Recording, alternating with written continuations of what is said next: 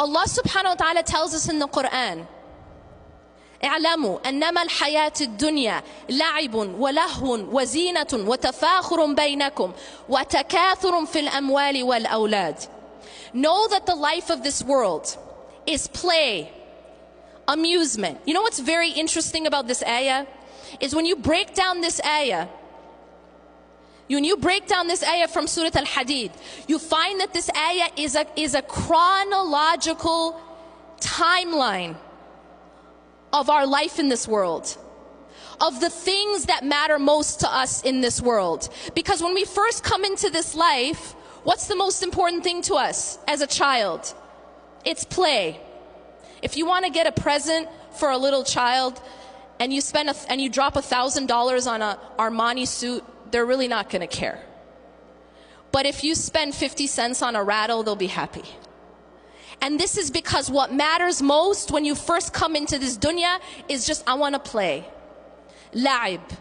اعلموا أنما الحياة الدنيا لعب ولهو. And then you get a little bit older and now you're kind of like in late elementary, middle school. And now the most important thing to you, anyone who has people in that age, any children in that age group, what's their favorite thing to say? I'm bored.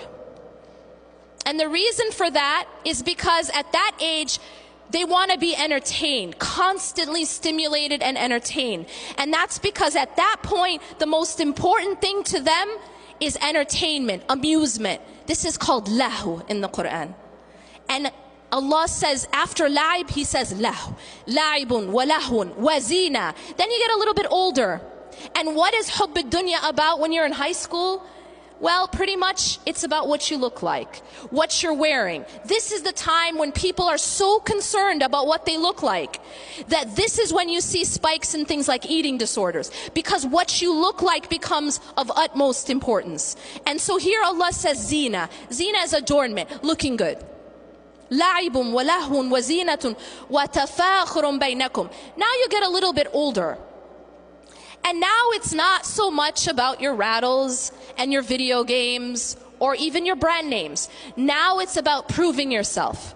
Now it's about, how do I stack up next to someone else? What medical school are you getting into? How are your grades? And now it's tafakhurun baynakum. Now you're trying to show off. You're trying to compete. Then you get established. You get a big house, nice car, and children. And now what is it? وَتَكَاثُرٌ فِي الْأَمْوَالِ وَالْأَوْلَادِ. Now it's about getting a lot or competing in the accumulation with regards to money and your children. But what's so interesting here is that Allah says all of this, He gives us an analogy. See, all of these are halal things. But these are the things we get caught up in. And each person is at a different stage in that dunya. But all of it, كَمَثَلِ غَيْثٍ أَعْجَبَ الْكُفَّارَ نَبَاتُهُ ثُمَّ يَهِيجُ فَتَرَاهُ مُصْفَرًّا.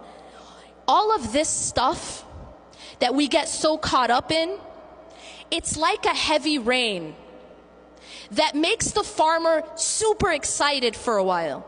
Because what happens, it brings vegetation. But then what happens to that vegetation? These things that we chase, what happens to it? It starts to crumble, becomes dry and yellow, and then it just becomes nothing. Allah subhanahu wa ta'ala is teaching us that the life of this world isn't meant to be chased. It isn't meant to be loved in that way. And when you take hubb ad-dunya and you fill your heart with it, it actually causes all types of other spiritual diseases. The second disease, which also actually comes out of hubb ad-dunya, is the disease of envy. The disease of envy is destroying our body as an ummah. And now we have social media, right? So that we can really express this disease. And the reason why we have the disease of envy is because we have lost focus of what matters most. And so our competitions and our comparisons are all about dunya. What does that person look like? What is that person wearing? What kind of car do they have? What kind of house do they have? And so our comparisons are all dunya, dunya, dunya. We've lost sight of what actually matters. And what is the cure for these diseases? Well, the first disease of hubb ad-dunya. The disease of hubb ad-dunya is to refocus on the final home. I mentioned this earlier. Every single one of us are moving. And anyone who's ever moved before knows that in order to move, you have to furnish the home you're moving to. You have to prepare it.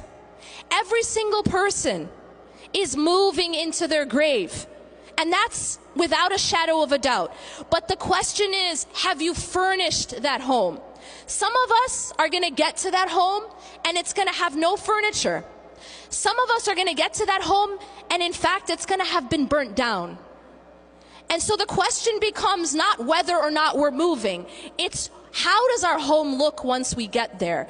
And so the cure to hubb ad-dunya is what Allah subhanahu wa ta'ala says, Ya ayyuha alladhina amanu taqullaha wal tandur nafsum ma qaddamat lighad wattaqullah. O you who have believed, have taqwa of Allah, be conscious of Allah, and let everyone know, let everyone be aware of what they're putting forth for tomorrow.